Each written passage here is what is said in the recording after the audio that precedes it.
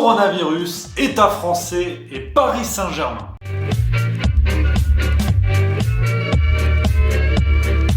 Juste avant de commencer, quelques mots pour te dire que mon premier roman, L'Étoile Noire, est disponible en version numérique sur Librinova, la Fnac, Amazon, tout ça. Mais bref, c'est pas le sujet, tu n'es pas là pour ça. C'est ce que l'on appelle un vrai scandale. L'État français, en pleine crise du coronavirus, va donner plusieurs millions d'euros au Paris Saint-Germain.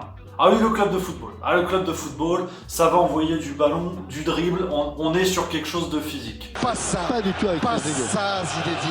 L'histoire, elle est simple. Comme vous l'avez vu dans l'actualité, le gouvernement français a mis en place un dispositif de chômage partiel pour venir en aide aux entreprises. Le concept, il est simple, c'est-à-dire que les entreprises vont pouvoir rémunérer leurs salariés à hauteur de 70% de leur salaire brut et sur cette somme, l'État va rembourser un certain montant jusqu'à 5 400 € par mois, l'équivalent de 4,5 SMIC. Pour les petites entreprises de notre pays, pour les petites sociétés qui n'ont pas forcément les reins solides, c'est une aubaine, en tout cas une possibilité de passer la crise sans trop de casse.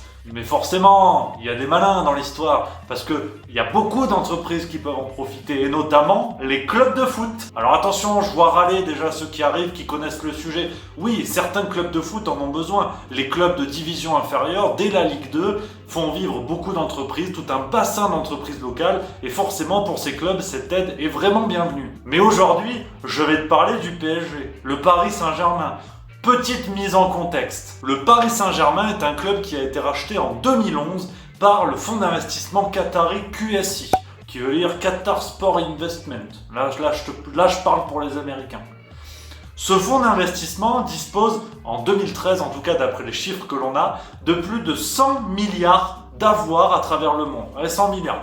Ah là, ça commence à en faire du bucket chez KFC. Et aujourd'hui, ce fonds d'investissement qui détient le Paris Saint-Germain et qui le finance a permis de créer une structure financière très solide. D'ailleurs, l'année dernière, le chiffre d'affaires du Paris Saint-Germain s'estime à 650 millions d'euros. Donc on est pas mal. Là on est sur... T'as de quoi tenir jusqu'à fin avril quand même. Et pourtant, le 26 mars 2020, le Paris Saint-Germain s'est officiellement déclaré en chômage partiel.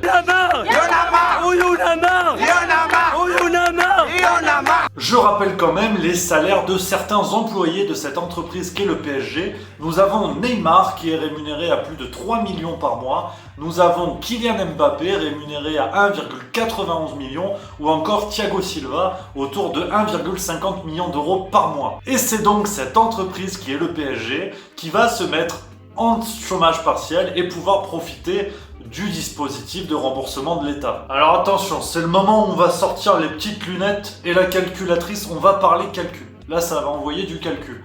D'après les chiffres que j'ai trouvés sur internet, tous les liens des articles sur lesquels je me base sont dans la description de cette vidéo. Le PSG compte à ce jour 732 employés.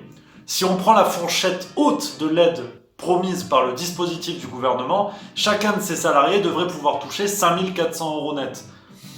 Donc, 5 400 x 732, on arrive à quasiment 4 millions d'euros versés par le gouvernement français au PSG. On peut évidemment prendre une fourchette plus basse si on veut et prendre la moitié de ces 5 400 €, ce qui peut être peut-être plus cohérent, et on arrive tout de même à presque 2 millions d'euros. Donc voilà où on en est grâce à cette merveilleuse situation. Le Paris Saint-Germain va recevoir plusieurs millions d'euros de la part du gouvernement français. Et oui, parce que c'est une entreprise qui peut couler, les temps sont durs ma bonne dame. Le PSG, c'est une entreprise, les proprios, ils ont que 100 milliards d'avoir, 100 milliards de dollars. Je sais pas si tu te rends compte, c'est pas non plus, voilà quoi. Sans déconner, on a été choqués, hein.